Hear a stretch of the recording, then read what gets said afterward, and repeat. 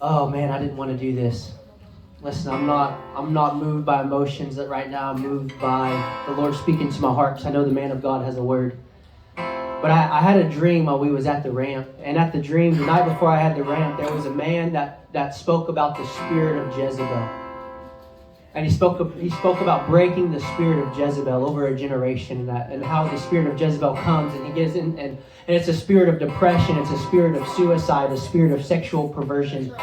And that night I had a dream, and God, I'm shaking. And in my dream, I was standing at the Trojan PQ Mart gas station in Washburn, Missouri, and I was standing behind the counter, and I had just bought some food. And as I was standing there, I had paid the amount that she told me that was for my food. I had paid that exact amount to this woman. This woman standing there, she says, I need 25 cents more for something. And so being a nice guy, I started like, well, that's kind of weird. So I just started digging in my pocket. I really had to dig around in my pocket. And somehow in my pocket, there was just a quarter in there. So I handed this woman a quarter. And I was standing there, and she said, now give me $1. And I was standing there, and I said, no, I'm not giving you $1. And she said, give me $1. And I said, no, I'm not giving you $1. I have paid the exact amount for this food that you told me. In fact, I've actually paid you more.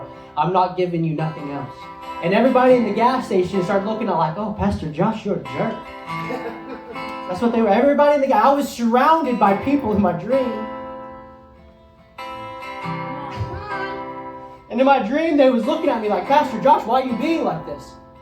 And when I woke up, the Spirit of the Lord spoke to me, and He said, when you refuse to compromise, people will not understand.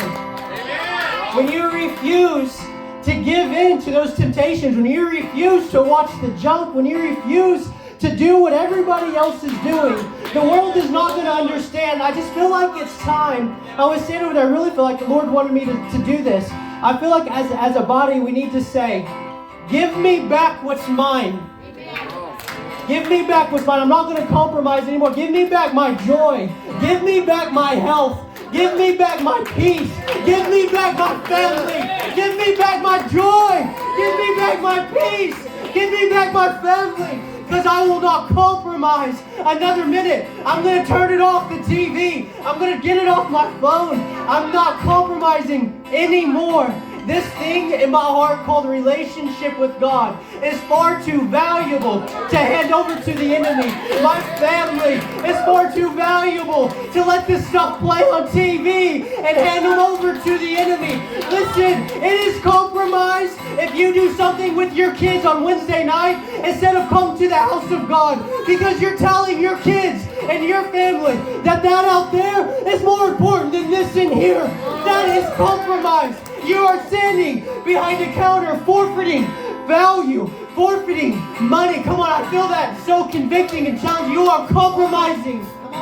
And the world will not understand it when you stand and say, I will not compromise no more. I don't care if people get mad. I don't care what I look like. I don't care what it takes. I will not give you nothing else. Family, say this with me. Give me back what's mine. Say it like you mean it. Give me back what's mine. Give me back my husband. Give me back my wife. Give me back my family. Give me back my joy. Give me back my peace. Give me back my health. I'm not surrendering it over to the enemy one more minute. And I don't care if the world hates me. I don't care what people say about me. I'm drawing a line in the sand and saying no further, no more. I'm not giving you nothing else. Give me back what's mine.